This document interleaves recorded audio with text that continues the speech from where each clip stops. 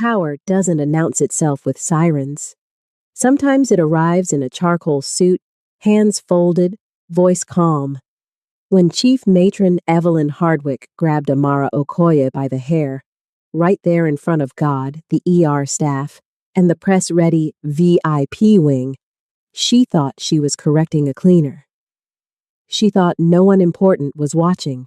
She was wrong. The man standing near the glass doors didn't raise his voice. He didn't need to, because Kang Min-jae's world operated on different rules, and Hardwick had just violated every single one. St. Helena Medical Center was a battlefield of a different kind. Instead of gunfire and mortars, there were code blues, malpractice threats, and the incessant hum of fluorescent lights that never quite illuminated the corners where people like Amara worked. She moved through the chaos of the hospital corridors with a silence that made her forgettable. She was 27, though her shoulders carried decades more. She'd been cleaning floors at St. Helena for 8 months, and in that time she'd learned to make herself smaller, quieter, less. She scrubbed the biohazard bins. She mopped the ER before dawn. She took the graveyard shifts no one else wanted. To the staff, she was nobody. A cleaner from somewhere vague with an accent they couldn't place, and a posture that suggested she was apologizing just by existing. "Bennett, move that bucket!" The command came from Chief Matron Evelyn Hardwick. Hardwick ruled the nursing staff like a general without mercy. She was 52, elegant in a way she weaponized, and possessed a sense of authority that filled every corridor she walked. She came from old hospital royalty. The Hardwicks had been in healthcare administration for 3 generations, and she treated anyone below her station like disposable equipment. Amara didn't flinch at her tone. She simply lifted the mop bucket and moved it 3 feet to the left, away from the nurse's station where Hardwick was conducting her morning inspection. "Not there!" Hardwick snapped, not looking up from her clipboard. "Do you have any awareness of spatial dynamics? You're blocking the trauma bay sightline." "Apologies, ma'am," Amara said. Her voice was low, flat, trained by years of learning when to speak and when to vanish. Hardwick scoffed. "Apologies don't maintain standards. Competence does. Try to acquire some." She swept past Amara, deliberately stepping close enough that her pristine white shoe nudged the bucket, and sloshing dirty water onto Amara's already stained pants. The other staff members, clustered near the elevators, watched with a mixture of pity and relief. Relief that it wasn't them in Hardwick's crosshairs today. "She's in rare form," whispered Nurse Carla, a veteran of 15 years who'd learned to read Hardwick's moods like weather patterns. "The budget meeting must have gone badly. Or she heard about the donor VIP coming through," muttered Dr. Shaw, the resident who'd worked 3 doubles that week. He sighed, watching Amara retreat toward the supply closet. "I don't know how Okoye takes it. She never fights back. If she talked to me like that, I'd go straight to HR." "HR won't touch Hardwick," Carla replied. "She's untouchable. Okoye's just easy prey. She's like a ghost. I tried to ask where she was from last week, and she just looked at me until I gave up." Inside the supply closet, Amara Okoye leaned her forehead against the cool metal shelving. She took a breath. In for 4, hold for 4, out for 4. Her hands were steady. They were always steady. They'd been steady when she held her mother's hand through 18 months of chemo at this very hospital. They'd been steady when the bills came. $147,000 in medical debt that insurance mysteriously wouldn't cover. They'd been steady when she dropped out of her nursing program to work 2 jobs just to keep the collectors at bay. She wasn't afraid of Evelyn Hardwick. Women like her were predictable. They broke when their authority was questioned. Amara had survived poverty that would have made Hardwick faint. She'd watched her mother die in a hospital bed while administrators debated payment plans.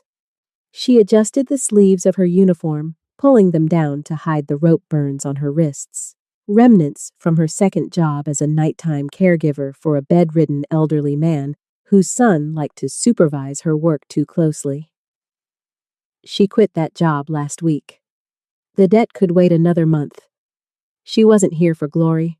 She was here to survive, to pay down what she owed, to eventually, maybe someday, finish her nursing degree and work in scrubs instead of cleaning them.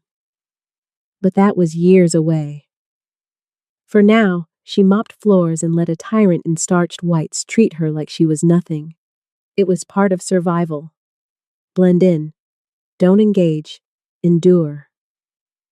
Okoye! Hardwick's voice cut through the hallway like a scalpel. Get out here.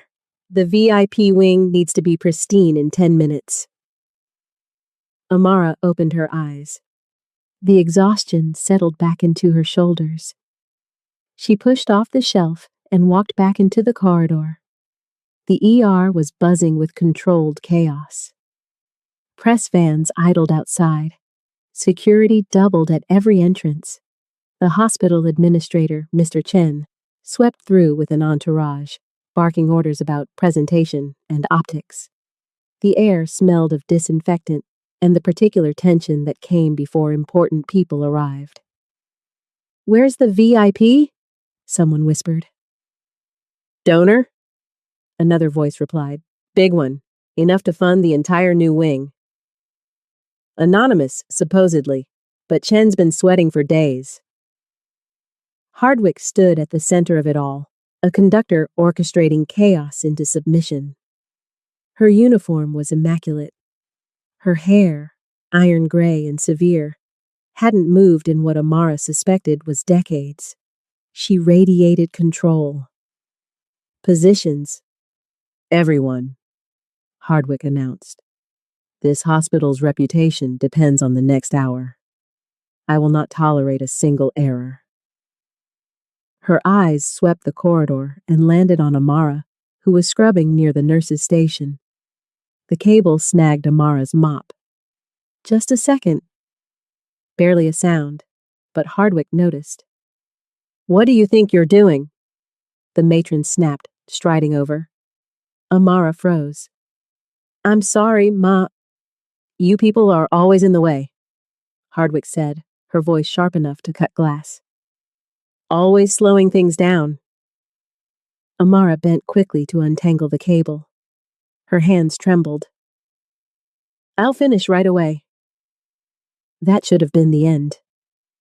Instead, Hardwick reached out, sharp, sudden, and yanked Amara's hair backward, forcing her upright. The gasp that rippled through the station was instant. Look at me when I'm correcting you, Hardwick hissed, her face inches from Amara's. This is a hospital, not a street market. Time stopped. Doctors stared at their charts. Nurses went rigid. No one moved. Amara's eyes burned, not just with pain, but with humiliation. Her grip tightened on the mop handle. She didn't scream. She didn't fight back. She just whispered, Please don't touch me. Hardwick scoffed, her fingers still twisted in Amara's hair. Don't tell me what to do. Know your place. That was when a calm, unfamiliar voice cut through the tension. Release her. Hello, my friends. Thanks for joining me on this fascinating story. Before we continue, please kindly help subscribe to the channel, like the video and comment where you are watching from and what time it's at your end. Now let's continue with our story. Everyone turned. And in that moment, as Amara's scalp burned and her vision blurred with tears, she refused to let fall. She had no idea that the man standing near the VIP wing glass doors was about to change everything.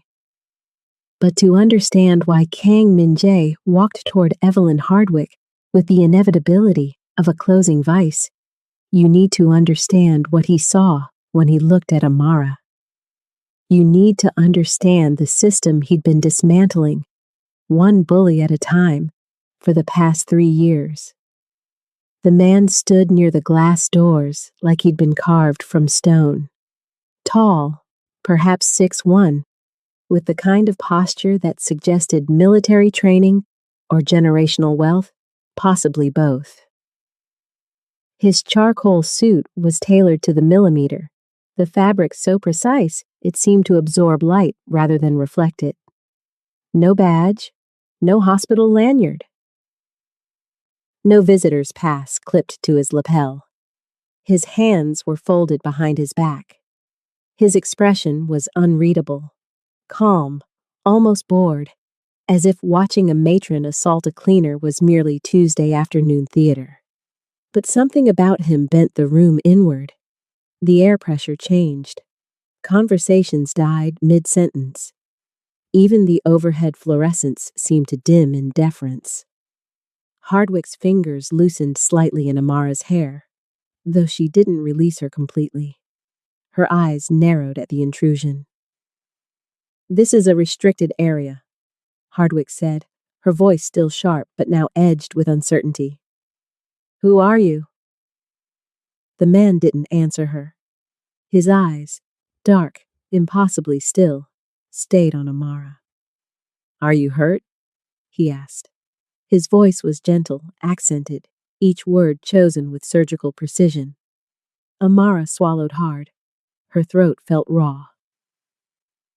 I'm fine." Hardwick finally released Amara's hair, stepping back with visible annoyance. "Sir, this doesn't concern you.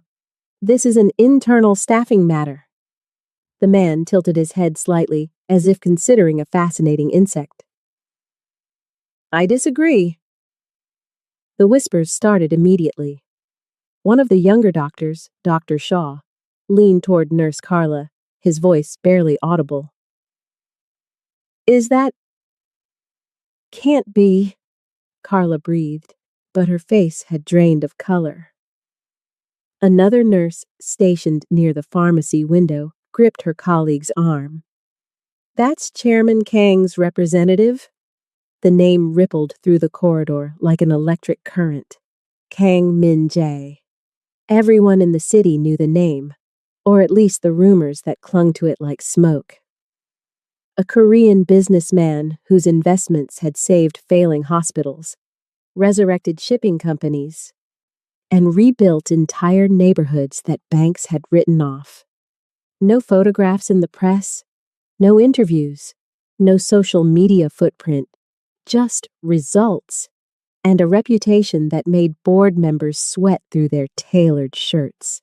Some called him a philanthropist. Others whispered darker words. Jopak, Gayandal, terms that suggested his wealth came from soil the IRS would rather not excavate. But no one said those words loudly, and no one was foolish enough to cross him. The man stepped closer to Hardwick. His movements were unhurried, deliberate, each step measured. He didn't rush. He didn't need to. Hardwick straightened her uniform, trying to reassemble her authority like armor. "I don't know who you think you are, but this is highly inappropriate. Security." "Security already knows who I am," the man said calmly, glancing briefly toward the entrance where 2 guards had suddenly become very interested in their clipboards. "They won't interrupt." Hardwick's jaw tightened. "This woman is an employee. I was correcting negligent behavior. It's my responsibility to maintain standards. By putting your hands on her?" The question hung in the air like a blade. Hardwick faltered.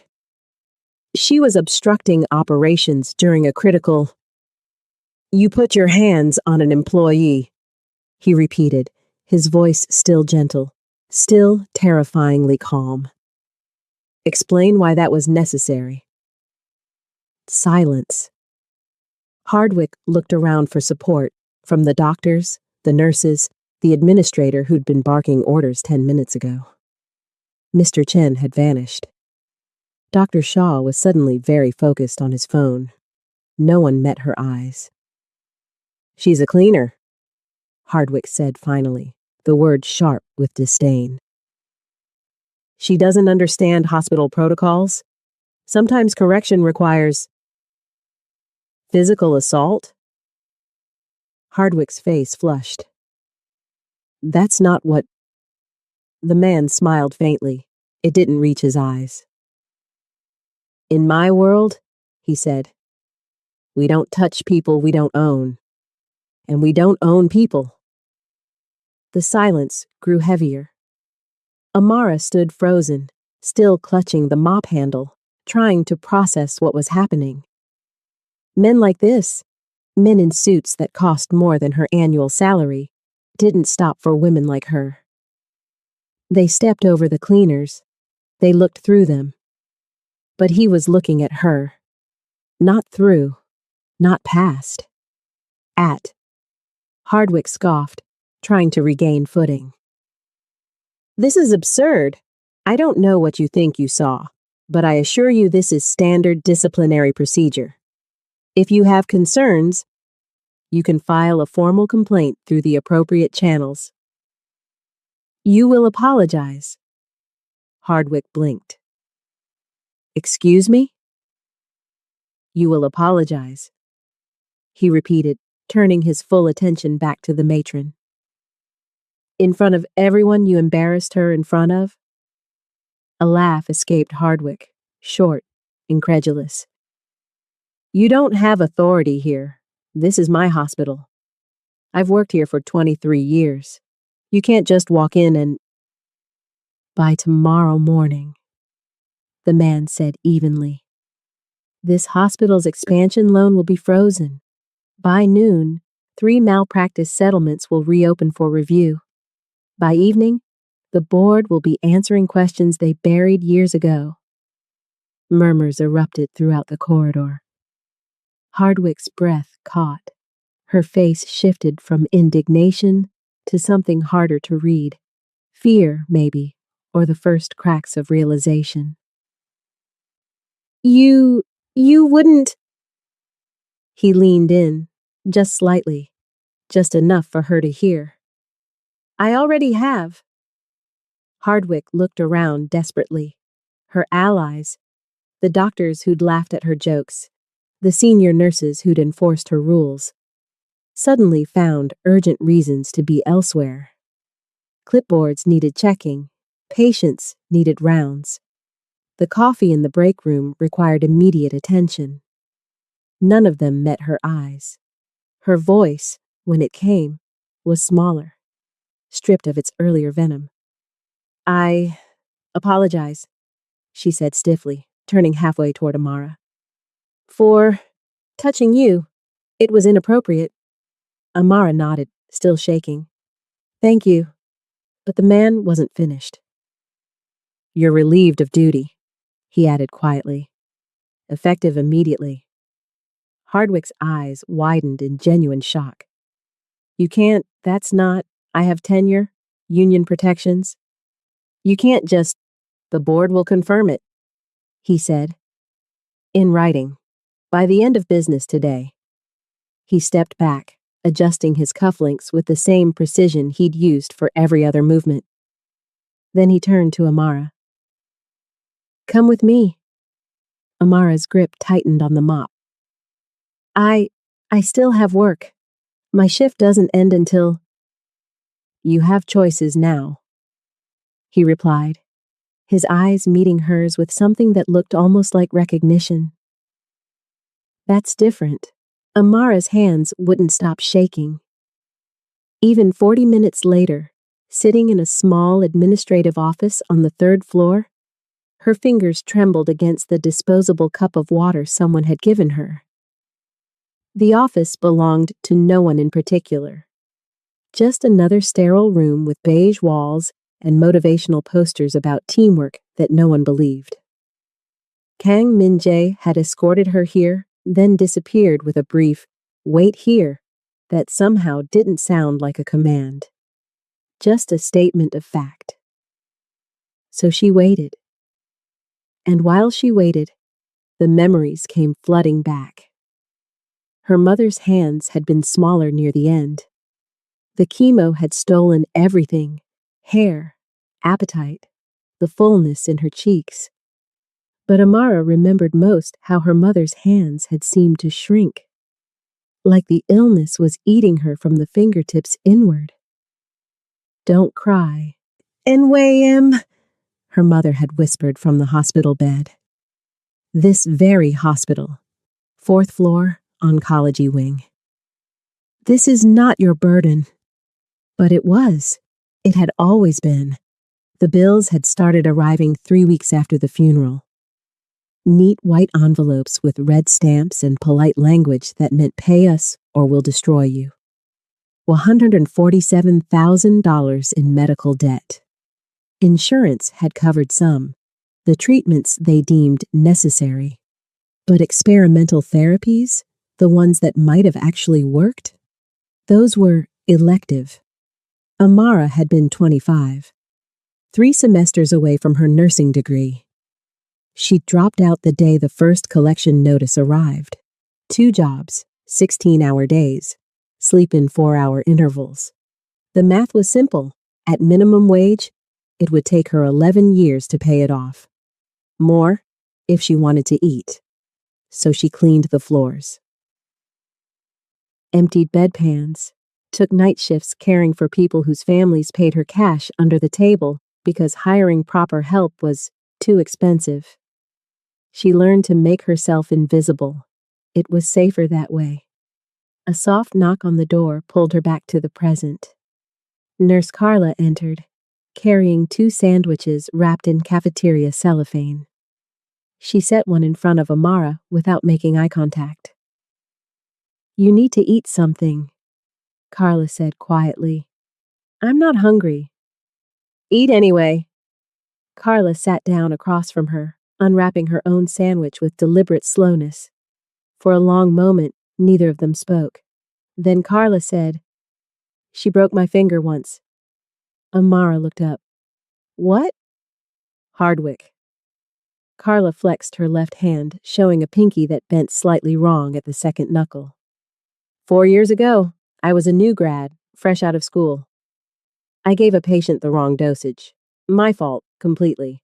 But instead of reporting it properly, she grabbed my hand and bent my finger back until I heard it snap. Amara stared. "She told me it was a reminder," Carla continued, her voice flat. "Said pain was a better teacher than paperwork. I never reported it. I needed the job. I had student loans." "Carla, you're not the first." Carla finally met her eyes.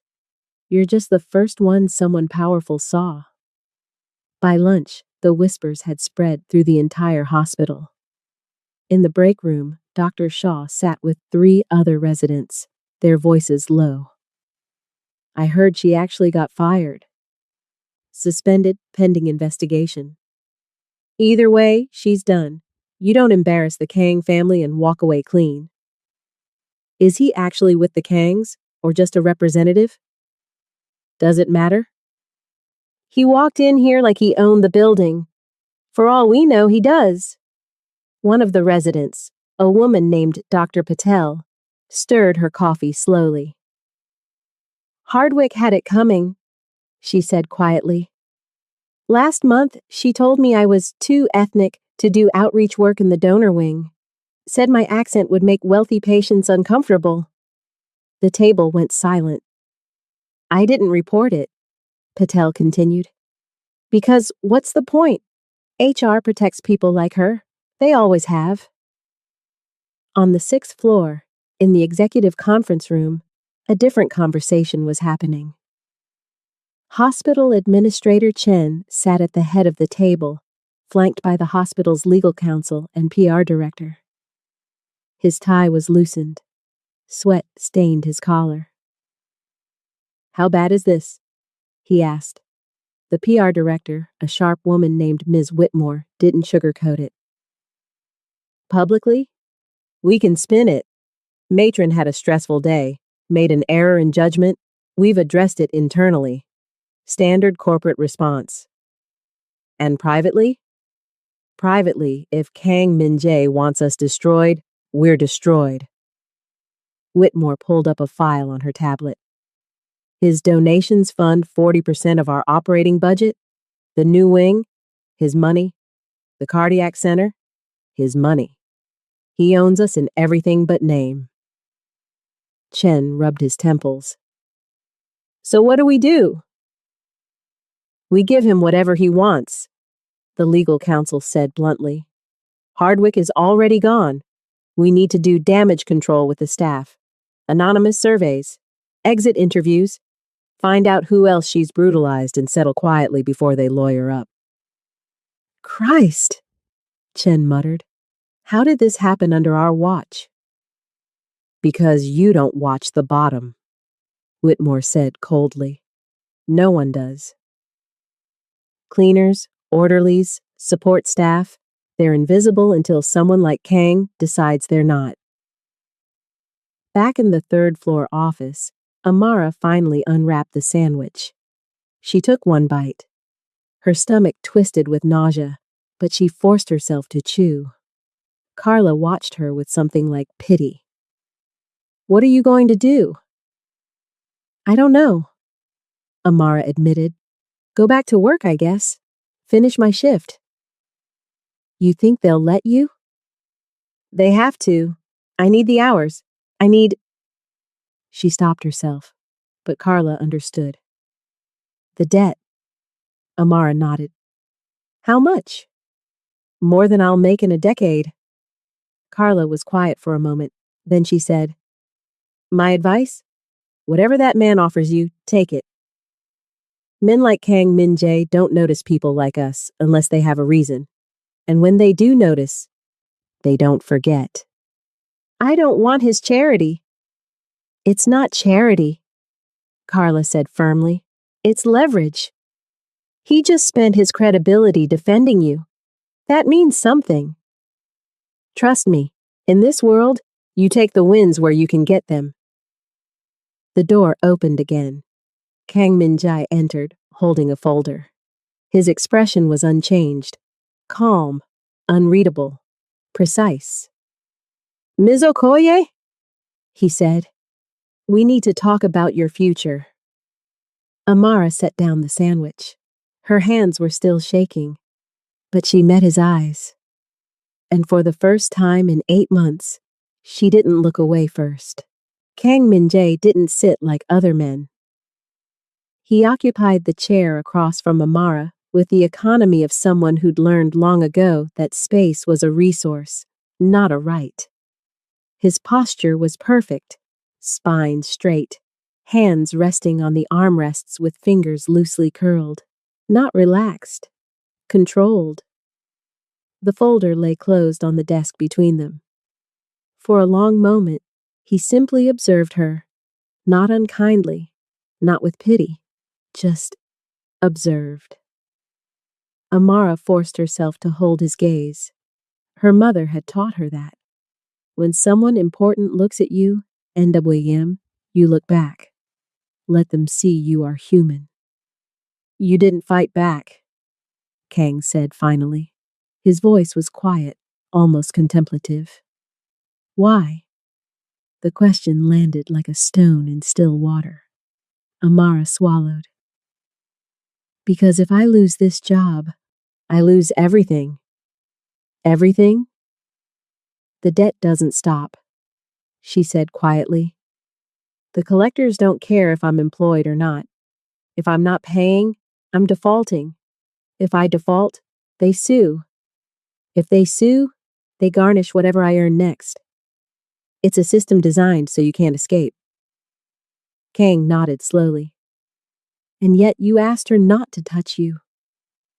Amara's throat tightened. I had to say something.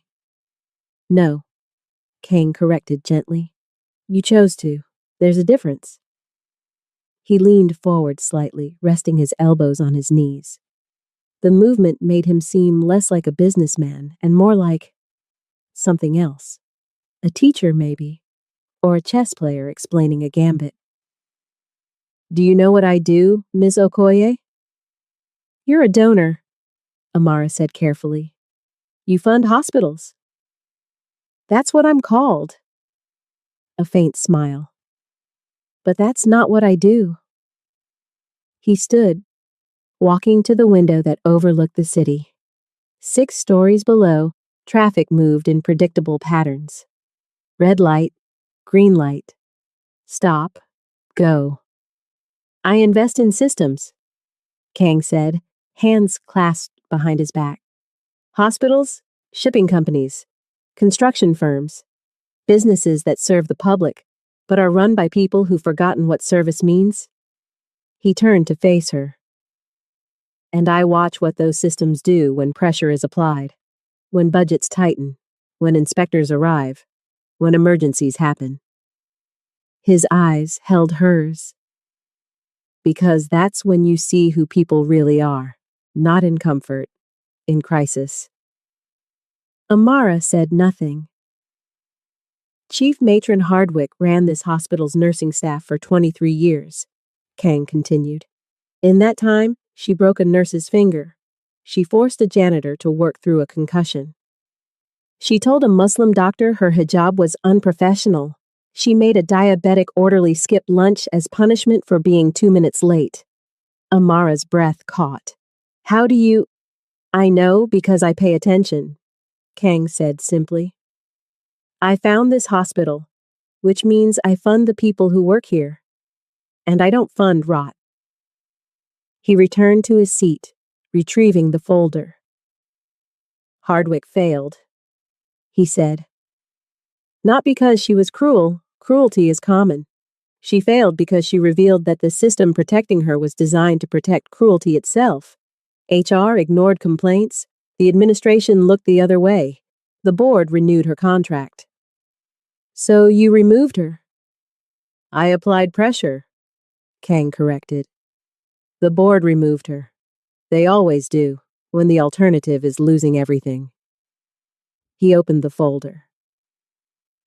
Inside were papers, official-looking documents with letterheads Amara didn't recognize. Scholarship programs, hospital administration courses, placement guarantees. This is for you, Kang said, sliding the folder across the desk. Amara stared at it like it might explode. I don't understand. A full scholarship to complete your nursing degree, Kang explained. With an option to continue into hospital administration. Housing stipend included. Your debt payments are suspended during enrollment. Upon graduation, guaranteed placement at one of 12 partnered hospitals. Amara's hands trembled as she touched the papers. The numbers swam in front of her eyes. Why?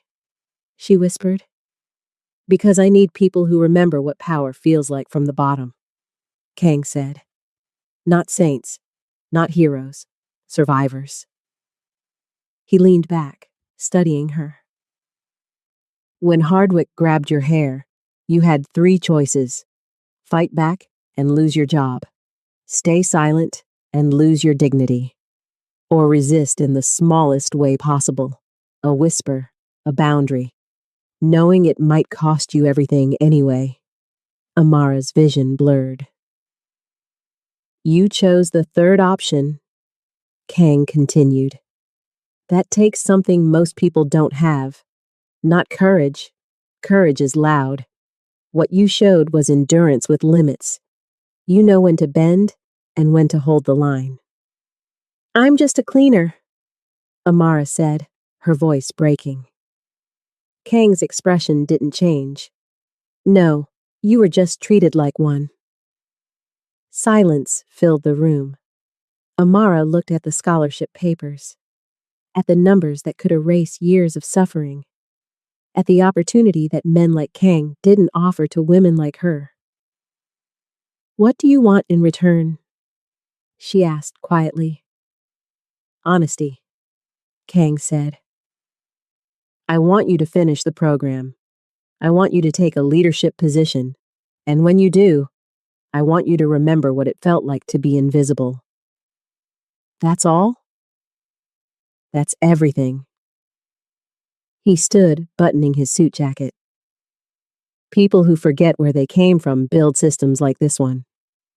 People who remember build something better. Amara's mind raced. This was too much, too fast. Men like Kang Min-jae didn't just help, not without strings. I've heard things about you, she said carefully. About your businesses, your connections. I'm sure you have. Are they true? Kang smiled, a real smile this time, edged with something darker. Does it matter? You're drowning in debt at a hospital that lets its staff abuse you. I'm offering you a way out.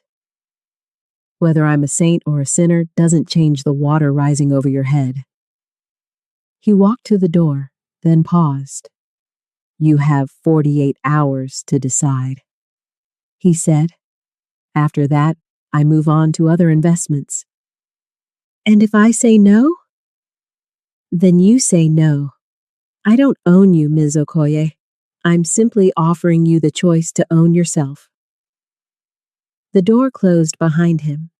Amara sat alone in the beige office, staring at the folder. Her hands were still shaking. But somewhere beneath the fear and exhaustion and disbelief, something else stirred.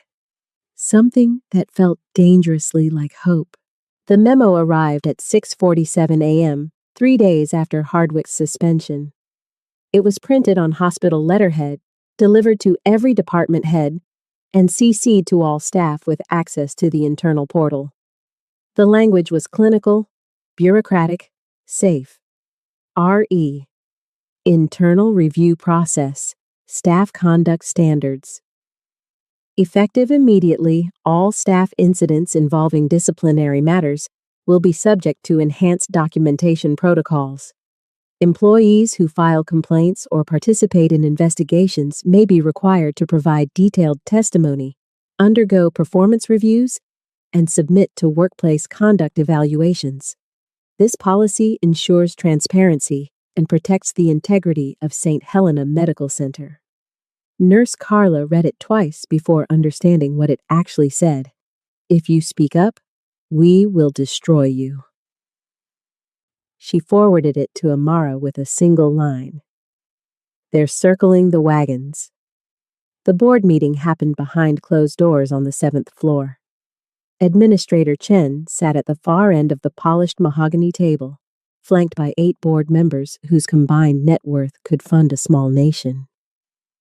They were doctors who'd stopped practicing, investors who'd never healed anyone, and legacy appointees whose grandparents had donated wings before donations came with tax incentives. At the head of the table sat Marcus Aldrich, Chief Financial Officer, 63, Princeton legacy, and the man who'd kept St. Helena profitable through 3 recessions by cutting unnecessary expenditures, like mental health services and staff raises.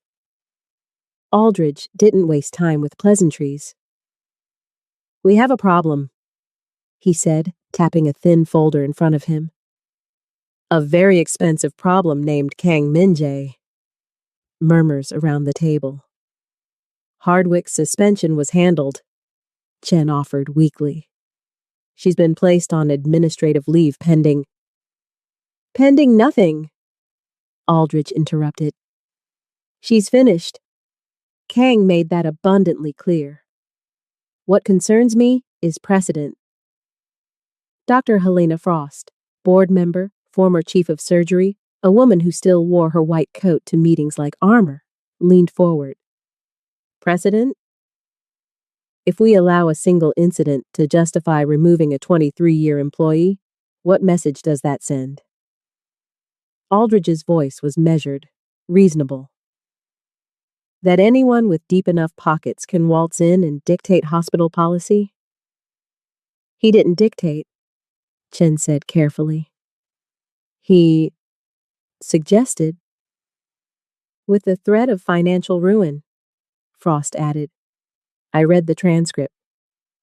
He threatened to freeze our expansion loan, reopen settled malpractice cases, and expose buried board investigations.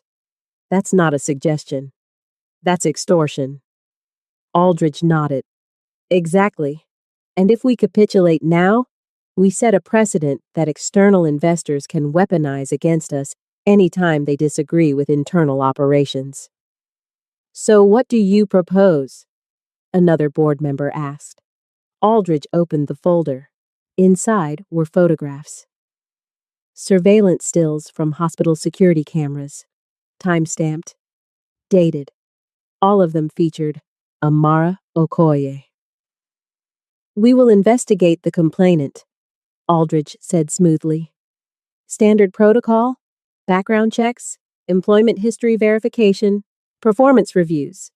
If Ms. Okoye has any vulnerabilities, attendance issues, workplace infractions, interpersonal conflicts, we document them. Chen shifted uncomfortably. That feels like retaliation. It's due diligence, Frost corrected. The woman filed a serious allegation against a senior staff member. We have an obligation to ensure her complaint is credible and not part of a larger agenda. What agenda? Chen asked. Aldridge's smile was thin. That's what we're going to find out.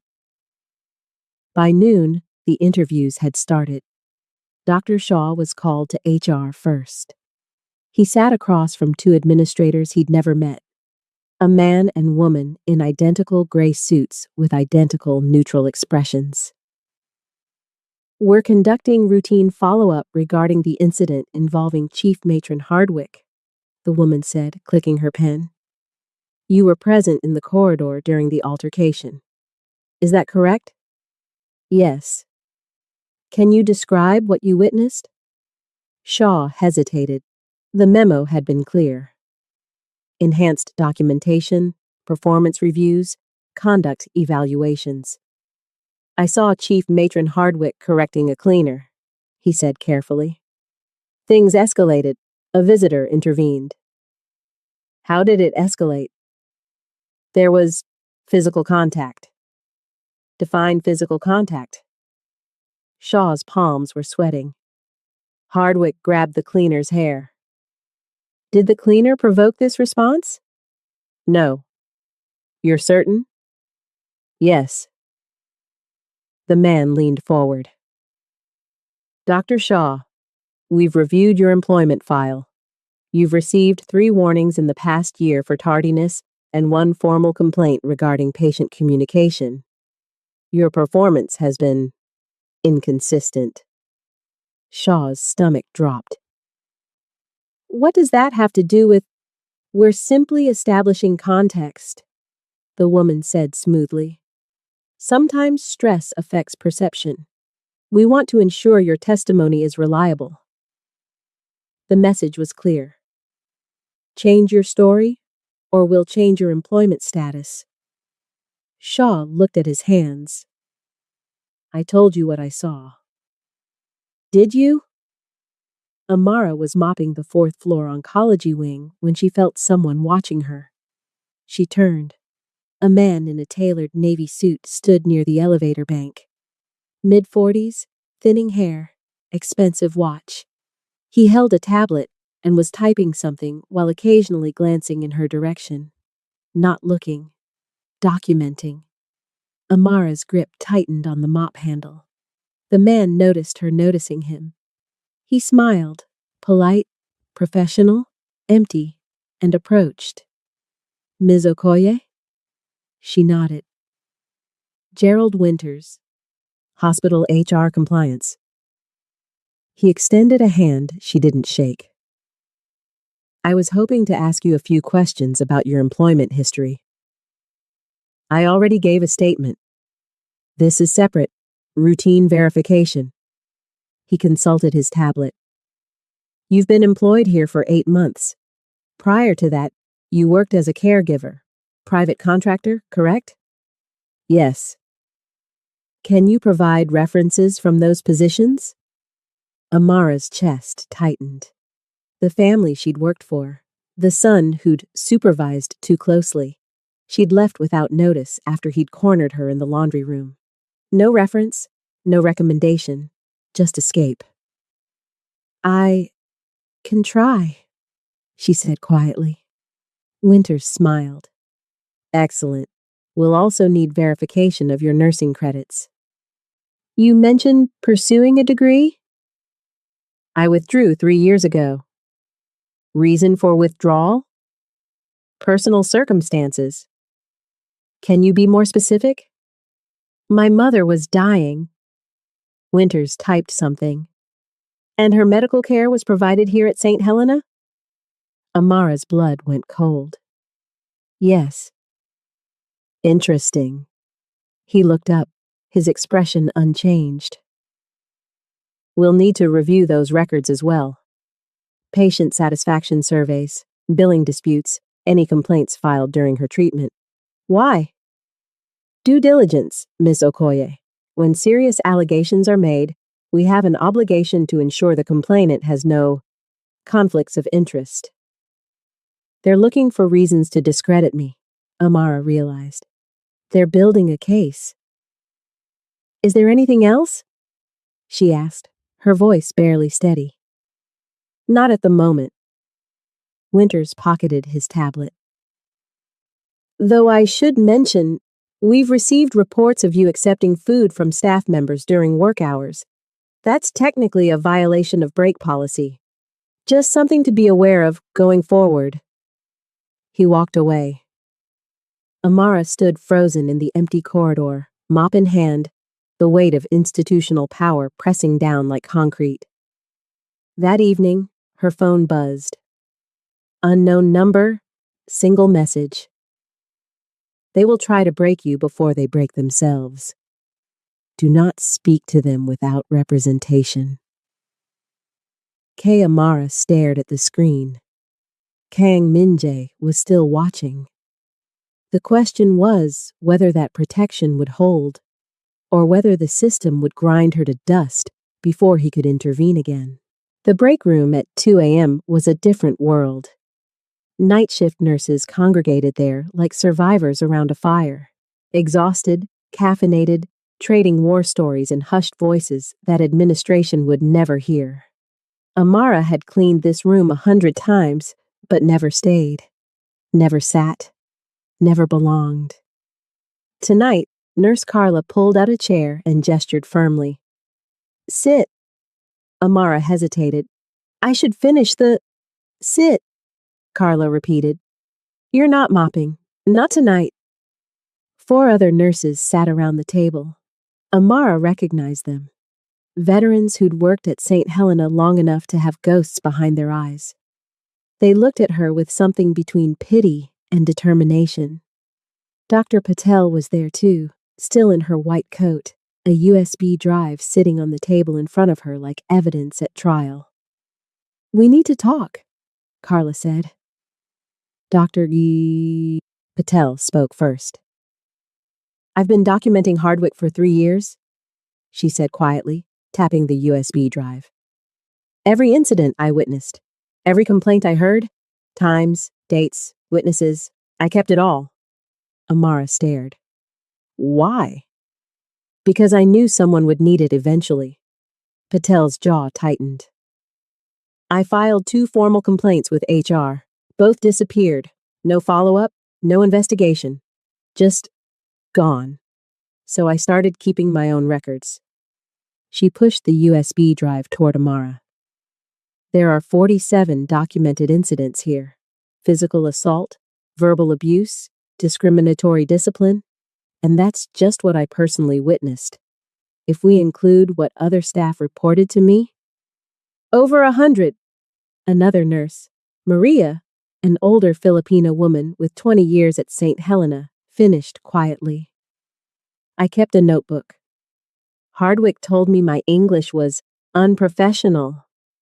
She reassigned me to graveyard shifts for 2 years because she said patients complained about my accent. Did they? Amara asked. I never saw a single complaint, Just her word. Another nurse leaned forward, James, one of the few male nurses on staff. She reported me to the board for inappropriate conduct with a female patient, completely fabricated. It took 6 months to clear my name. I almost lost my license. What did you do? Amara whispered. I told her the staffing ratios she was demanding were unsafe. That's all. I questioned her. James's hands curled into fists. She destroyed my reputation because I spoke up. Carla slid a folder across the table. Inside were photocopies, HR complaints, incident reports, internal memos. All stamped with red ink. Case closed. No further action. I've been stealing these from HR for 18 months, Carla said matter-of-factly. Every time someone filed against Hardwick, I made copies before they disappeared. Amara's hands shook as she flipped through the pages. Names she recognized: janitors, orderlies, nurses, even a junior doctor, all complaining about the same woman, all dismissed. This is... Amara couldn't find words. Systemic, Dr. Patel finished. It's not just Hardwick.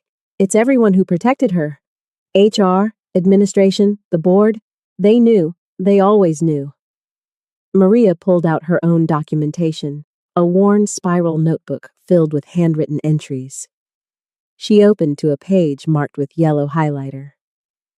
Look at the pattern, she said, pointing to names. Hardwick's targets were almost exclusively people of color, immigrants, or staff with accents.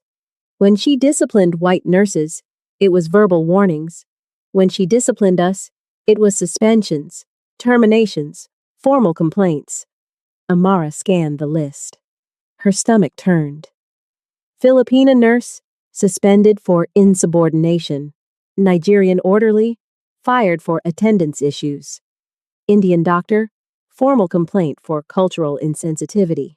Mexican janitor, terminated for theft that was never proven. She was protected because she maintained order, Carla said bitterly. And order meant keeping certain people in their place. The door opened. Everyone was tense, but it was just another night nurse, Sarah, young, white, relatively new. She looked terrified. I got your message, Sarah said to Carla. I don't know if I should... Close the door, Carla said gently. Sarah obeyed, then sat down at the edge of the group. Her hands twisted in her lap. I saw what Hardwick did to you, she said to Amara, not meeting her eyes. In the corridor. I was there. I know. I didn't say anything. Sarah's voice cracked. I should have said something, but I just stood there. You were scared, Amara said quietly. That's not an excuse. Sarah finally looked up, tears in her eyes. I've seen her do things to other staff. Terrible things. And I never said anything because I thought if I kept my head down, if I just did my job, she'd leave me alone. Did she? Dr. Patel asked, not unkindly. Sarah shook her head. Last month, she screamed at me in front of a patient's family because I asked about proper PPE protocols. She told me I was too soft for this profession. But she didn't grab me. She didn't threaten my job. Because I'm... white, Maria finished gently. You can say it. Sarah nodded miserably. I benefited from her racism, and I hate that I didn't see it clearly until now. Carla reached across and squeezed her hand. You're seeing it now. That's what matters. Dr. Patel turned back to Amara. HR called me this morning, she said. They asked about my perception of the incident. Suggested maybe I was stressed, overworked, seeing things that weren't there. They did the same to me, James added. implied my testimony was unreliable because of my history with Hardwick. They're trying to discredit everyone who saw what happened, Carla said. Classic institutional playbook. Isolate the victim, intimidate the witnesses, bury the evidence. But they didn't count on us keeping our own records, Dr. Patel said, tapping the USB drive again. Or on Kang Min-jae having his own investigators. Amara's head snapped up. What? You didn't know? Carla smiled grimly. Kang's people have been interviewing current and former staff for 2 weeks. Quietly, off hospital grounds. They're building a case. Against Hardwick? Against everyone, Dr. Patel said. Hardwick, HR, the board members who buried complaints, they're documenting everything. Maria leaned forward. They want to interview you, Amara, officially, on record. Amara's breath caught. I can't.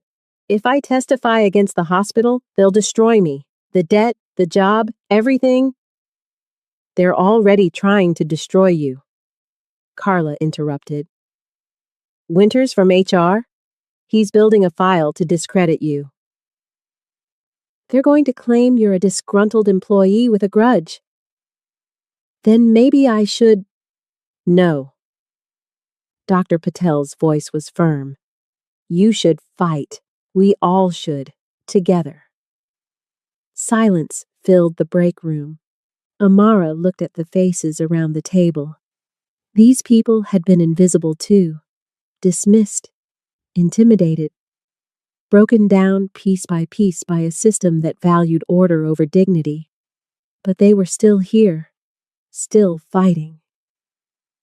If I testify, Amara said slowly, and they retaliate, I lose everything. If you don't testify, Maria said gently, nothing changes. Hardwick gets replaced by another Hardwick, and the next cleaner, the next nurse, the next person who looks like us, they suffer the same way. Sarah spoke up, her voice stronger now. I'll testify too, about what I saw, what I didn't say. Me too, James said. One by one, they nodded. Amara's phone buzzed, another message from the unknown number. The truth is a weapon, but only if you're willing to wield it. Meeting tomorrow, 6 p.m., address attached. Your choice. Amara stared at the screen. Her hands were steady now. Tell Kang's people I'll be there, she said quietly. Dr. Patel smiled. Already done. The St. Helena Medical Center Board convened at 10 a.m. on a Thursday. It was supposed to be routine, quarterly review, budget approvals, public relations updates. The kind of meeting where administrators smiled for the local press, announced modest improvements, and congratulated themselves on maintaining standards of excellence. 40 reporters showed up instead of the usual 6. Administrator Chen noticed immediately. So did Marcus Aldridge, whose confident stride into the conference room faltered when he saw cameras from every major network. National outlets he hadn't invited, and journalists who'd covered political corruption trials. What the hell is this? Aldridge muttered to Chen. Chen's face was pale. I don't know. PR said it was standard coverage for the expansion announcement. Ms. Whitmore, the PR director, rushed over. Someone leaked the meeting agenda and sent a press packet to every newsroom in the city. What press packet? Whitmore's hands shook as she pulled up her tablet. Documentation of systemic abuse allegations, staff testimonies, HR complaint records, financial irregularities. It's comprehensive. Aldridge snatched the tablet. His face went from confusion to rage to something approaching panic in under 10 seconds. Who sent this? It's anonymous, but the sourcing is legitimate. Someone had access to sealed HR files, internal financial records, board meeting minutes from the past 5 years. Lock down the meeting, Aldridge snapped. No press. This is now a closed executive session. But it was too late. The doors at the back of the conference room opened, and Kang Min-jae walked in. He wasn't alone. Behind him came a woman in a sharp pantsuit carrying an accordion folder thick with documents, a man with a briefcase and the bearing of expensive legal counsel. And flanking them, Amara Okoye, Dr. Patel, Nurse Carla, Maria, James, and 6 other St. Helena staff members. All of them walked toward the front of the room like they had every right to be there. Because they did. Kang stopped at the center of the conference table, directly across from Aldridge. He didn't raise his voice. He didn't need to. "Good morning," Kang said calmly. "I apologize for the unexpected attendance, but given the public interest in this institution's governance, I thought transparency was appropriate." Aldridge shot to his feet. "This is a private board meeting. You have no authority." "I'm a major donor," Kang interrupted smoothly. "Which, according to your own bylaws, grants me observer status at quarterly reviews. I'm simply exercising that right." "With an entourage?" Dr. Frost said sharply, gesturing at the staff members. "With witnesses," Kang corrected, "to what I'm about to present." The lawyer stepped forward, distributing folders to each board member. Reporters leaned in, cameras rolling. "What you're holding," Kang continued, "is documentation of systemic abuse, discriminatory discipline, and institutional retaliation at St. Helena Medical Center spanning 7 years. 147 verified incidents, 63 formal complaints buried by HR, and a pattern of racialized targeting that violates federal employment law." Silence. Aldridge opened his folder. His jaw tightened. "This is inflammatory," he said. "Unverified allegations from disgruntled, verified by 6 current employees, 12 former employees, and corroborated by hospital security footage, email records, and HR's own documentation." Kang's voice remained even. "Every incident is time-stamped. Every complaint cross-referenced. Every witness prepared to testify under oath." Chen looked like he might be sick. Dr. Patel stepped forward. Her voice was steady, clear. "I filed 2 formal complaints against Chief Matron Evelyn Hardwick. Both were dismissed without investigation. When I asked HR for status updates, I was told the complaints were unsubstantiated." She pulled out her USB drive, holding it up. "I documented every incident I witnessed. 47 separate occasions where Hardwick physically assaulted, verbally degraded, or discriminatorily disciplined staff members, predominantly people of color and immigrants." Maria spoke next. "I was reassigned to night shifts for 2 years as punishment for having an accent Hardwick deemed unprofessional. No patient complaints, no performance issues, just discrimination." James. "I was nearly stripped of my nursing license because I questioned unsafe staffing ratios. Hardwick filed a false complaint of sexual misconduct. It took 6 months and $15,000 in legal fees to clear my name." One by one, they testified. Not to the board, to the cameras, to the city watching. Aldridge tried to regain control. "These allegations are serious, and they deserve proper investigation through appropriate channels." "You had 7 years to investigate through appropriate channels," Kang said coldly. "You chose to bury them instead. That's a baseless accusation." "Page 43, Kang said, nodding to the lawyer. Board members flipped through their folders. Chen's hands trembled. It was an internal memo from Aldridge himself, dated 18 months prior. HR complaint volume, recommend implementing enhanced documentation requirements to discourage frivolous staff complaints.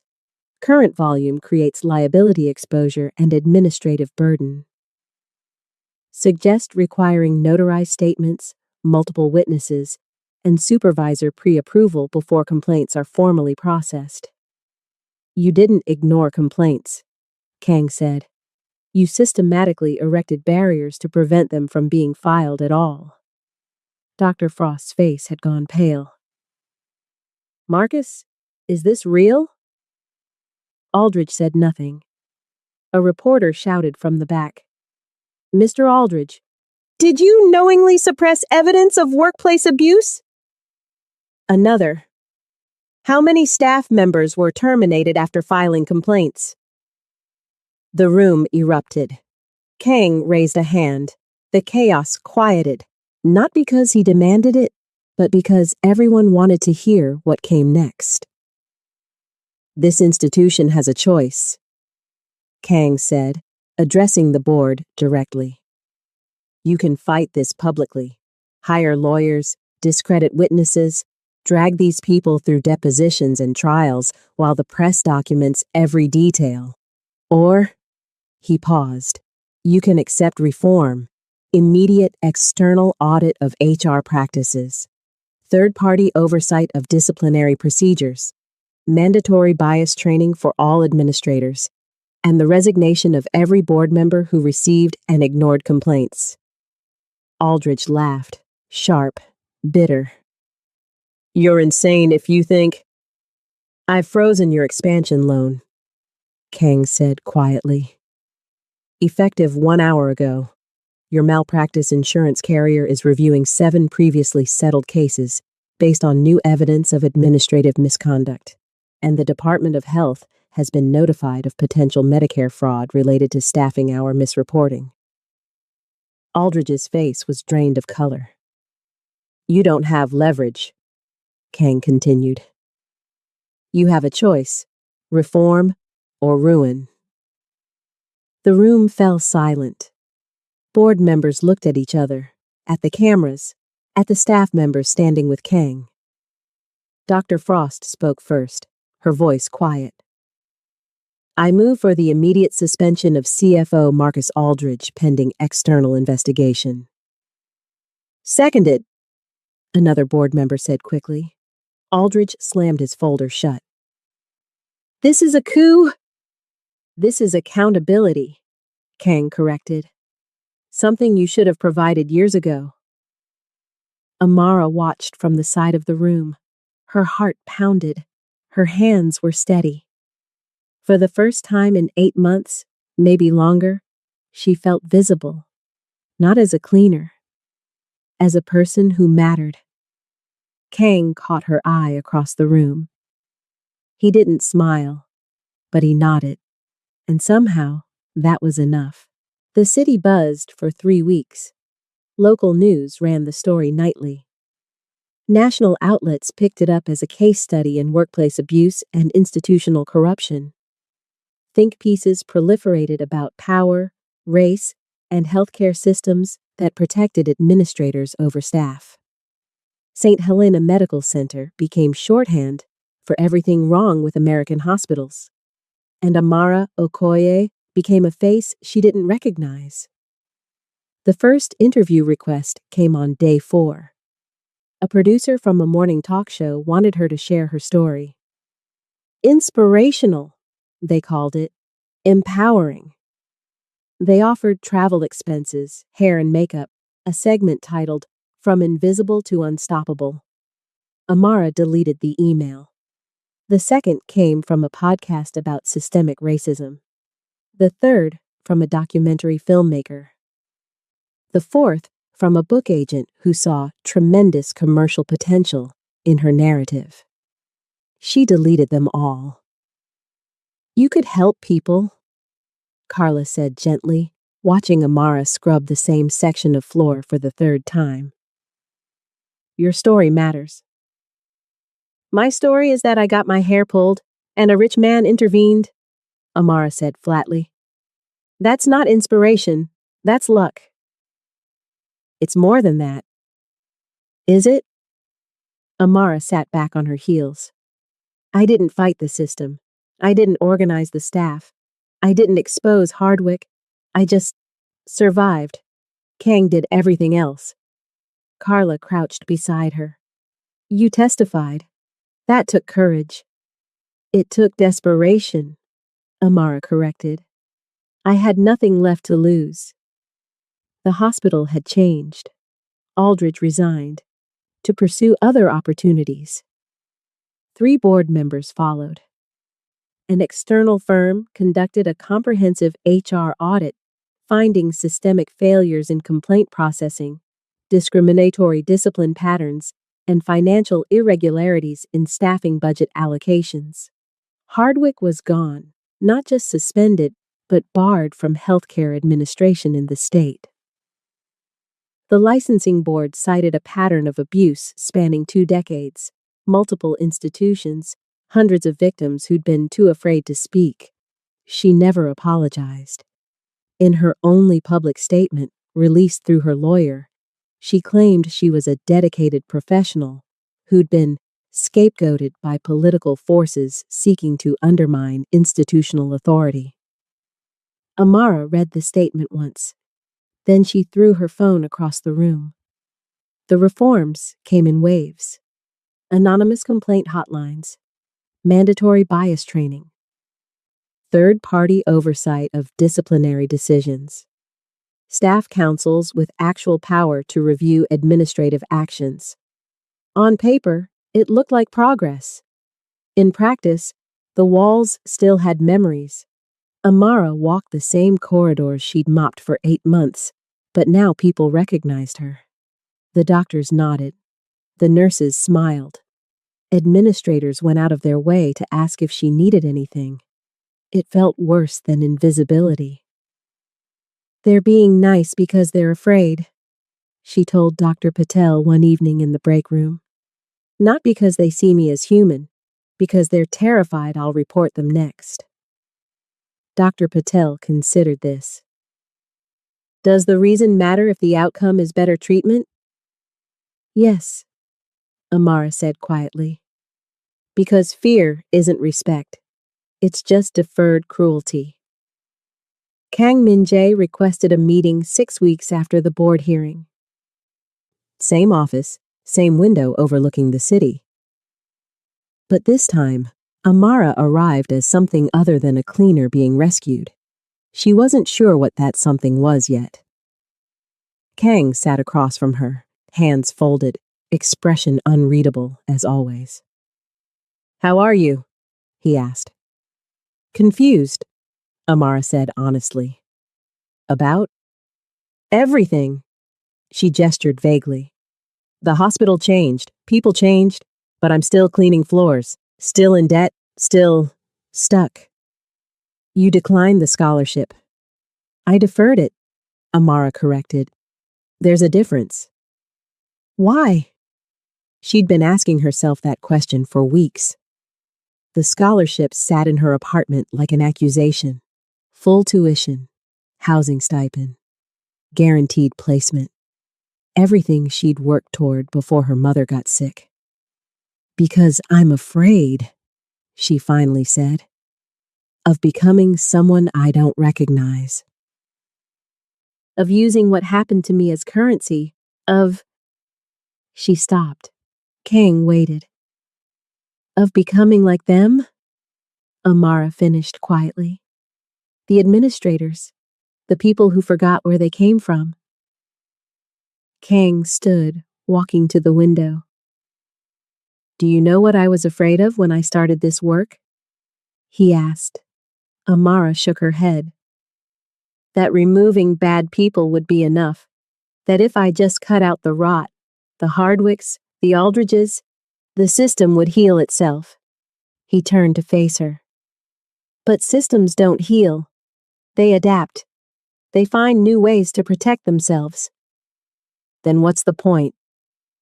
The point, Kang said, is that someone has to be in the room when those adaptations happen. Someone who remembers what it felt like to be powerless. Not to prevent all harm. That's impossible. but to slow it down, to make cruelty more difficult than dignity. He returned to his seat. You're afraid of becoming like them because you think proximity to power corrupts automatically.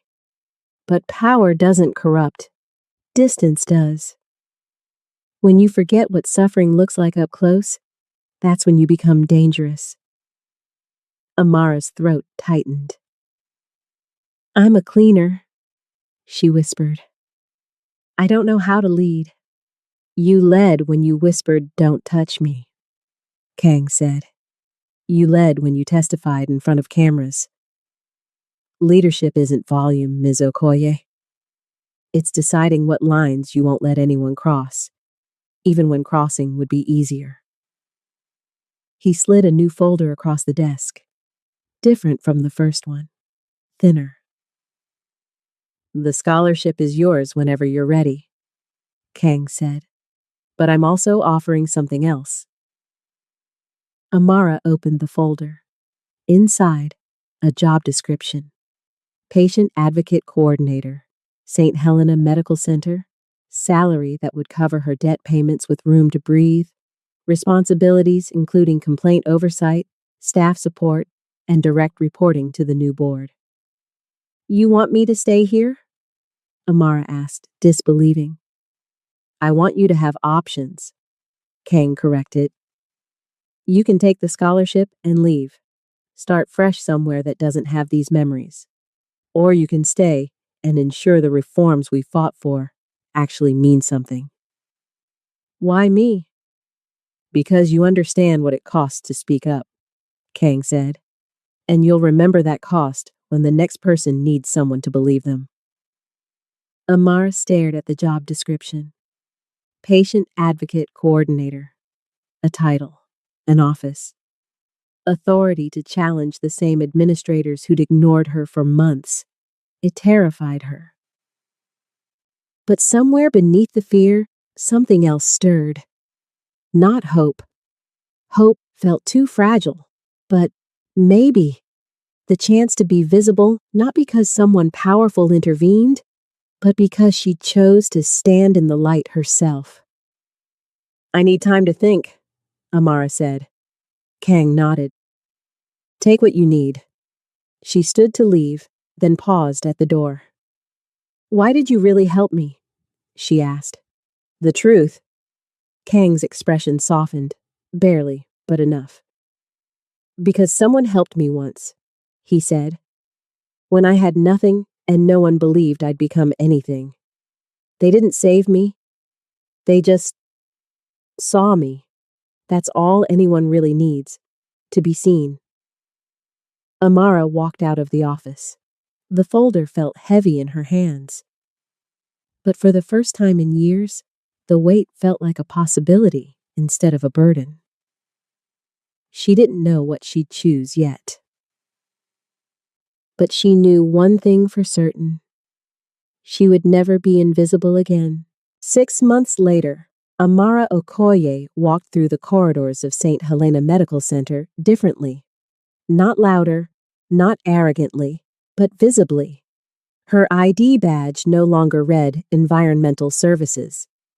The new one, clipped to a navy blazer she'd bought secondhand but tailored to fit, said, Patient Advocate Coordinator in a clean sans serif font. She'd taken the job. Deferred the scholarship for a year, but took the job. Some days, she still wasn't sure why.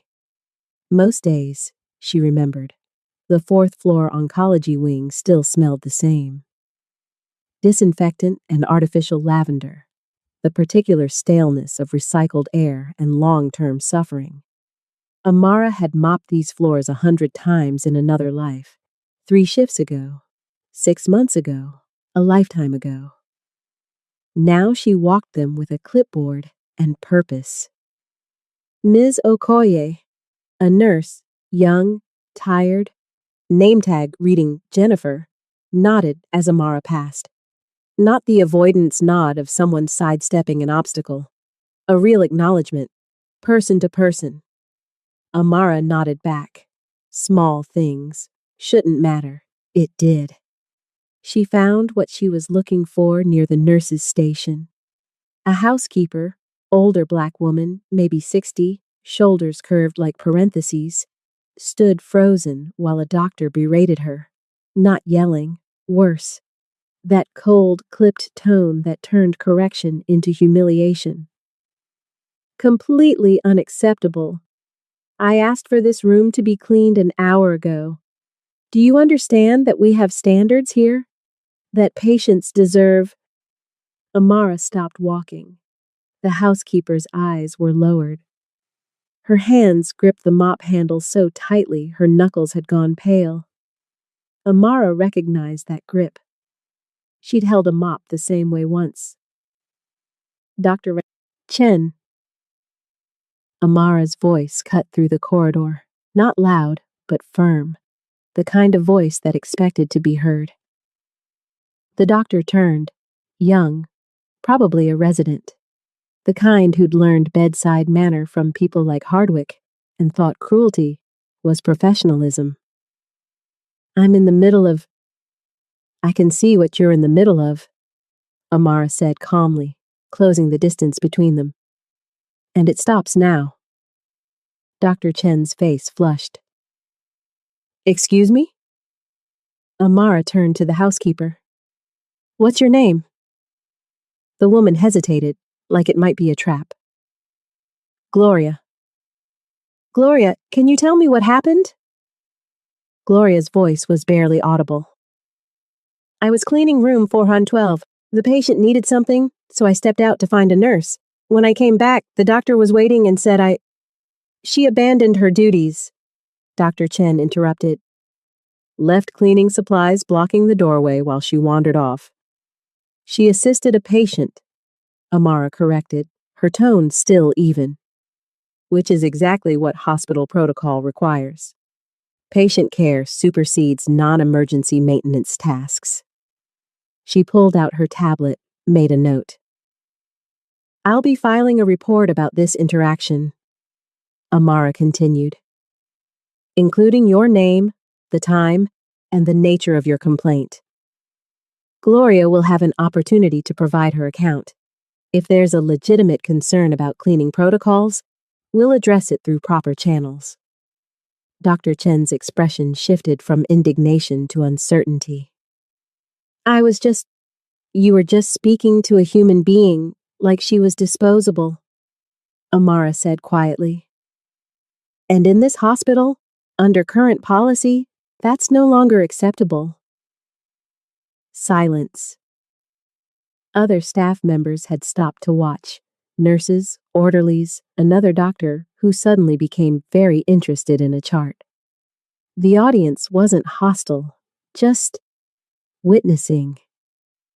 Dr. Chen looked around for support that didn't come. I apologize, he said finally, the words stiff. I was frustrated about the delay. I shouldn't have.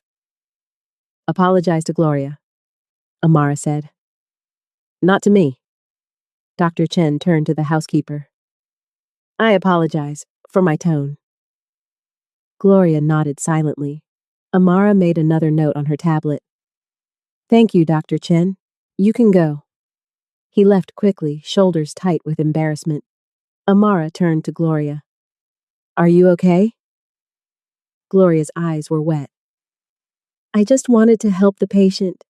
She was calling for water and You did exactly what you should have done, Amara said gently. And you don't have to apologize for it. Will there be trouble? For him, a note in his file. Mandatory training on workplace conduct. For you? Amara met her eyes. Nothing. You did your job. That's all. Gloria's grip on the mop finally loosened. Thank you. Amara wanted to say something profound, something about dignity, or justice, or solidarity. But the words felt too big for the moment. So she just said, You're not invisible, Gloria. None of us are. She continued her rounds. 2 more floors, 3 patient check-ins, 1 complaint about discharge instructions that weren't translated properly, She flagged it for the language services coordinator. One family who couldn't get straight answers about billing. She connected them with financial advocacy. Small things, the kind of things that didn't make headlines or change systems overnight. But they mattered. To the people involved, they mattered. At 4 p.m., Amara stopped by the break room on the second floor. Carla was there, along with Dr. Patel and Maria. They'd formed something unofficial, a support network, a watchdog committee, a group of people who refused to forget what silence cost. "How was today?" Carla asked. "Stopped a resident from verbally assaulting a housekeeper," Amara said, pouring coffee that had been sitting too long. "Filed 2 patient advocacy reports. I attended a policy review meeting where administrators actually listened." "Progress," Dr. Patel said. "Slow progress," Amara corrected. "But progress." Maria smiled. "That's all we can ask for." Through the break room window, Amara saw him. 6 stories below, in the parking lot, standing beside a black sedan. Kang Min-jae. Same charcoal suit, same unreadable expression. Hands folded behind his back. He wasn't looking up. I wasn't watching. Just present. A reminder that some protections were permanent. Amara didn't wave, didn't acknowledge him. She just turned back to her colleagues and continued the conversation. Because that's what the work was now. Not dramatic interventions or board meetings. Just showing up, speaking up, refusing to let people become invisible again. That evening, as Amara walked to her car, she passed the entrance where it had all started. The same corridor, the same nurse's station, the same fluorescent lights that never quite illuminated the corners. A new cleaner worked there now. Young woman, headphones in, mopping with the same careful invisibility Amara remembered. Amara slowed. "Excuse me," she said gently. The woman looked up, startled, pulled out one earbud. "Yes?" "You're doing good work," Amara said. "Thank you."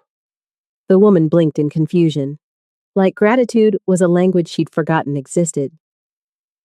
"Oh, you're welcome?" Amara smiled. "If you ever need anything, if anyone gives you trouble, my office is on the 3rd floor. Patient advocacy. Doors always open." She handed the woman her card. The cleaner stared at it like it was foreign currency. "Okay," she whispered. "Thank you." Amara walked out into the evening air. The city sprawled before her, lights flickering on as dusk settled, traffic humming its eternal rhythm, lives intersecting and diverging in patterns too complex to predict. She thought about her mother, about the woman who'd taught her to meet important people's eyes, to take up space even when the world insisted she shouldn't. She thought about Kang, about the man who'd seen her when everyone else looked through her. She thought about Gloria and Jennifer and the young cleaner whose name she didn't know yet. All of them visible now, not because someone powerful had declared it, but because they'd decided, individually, collectively, stubbornly, that invisibility was no longer acceptable. Power doesn't always arrive shouting.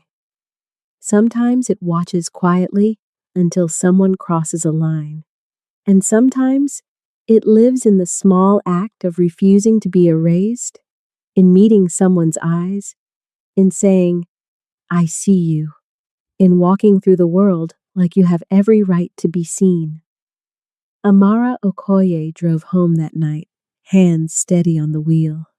She was still in debt, still healing, still learning what it meant to have power without forgetting what powerlessness felt like. But she walked differently now. Not louder, not arrogantly, just visibly, and in a world that had spent years teaching her to disappear, that was everything. Power doesn't always arrive shouting. Sometimes it watches quietly until someone crosses a line. And sometimes the greatest act of resistance is simply refusing to be invisible. Thanks so much, my dear friends, for enjoying this beautiful story till this end. If you've not subscribed, kindly subscribe now to be notified when we drop our next story. Also, like the video and comment where you are watching from and what time it's at your end. Thank you.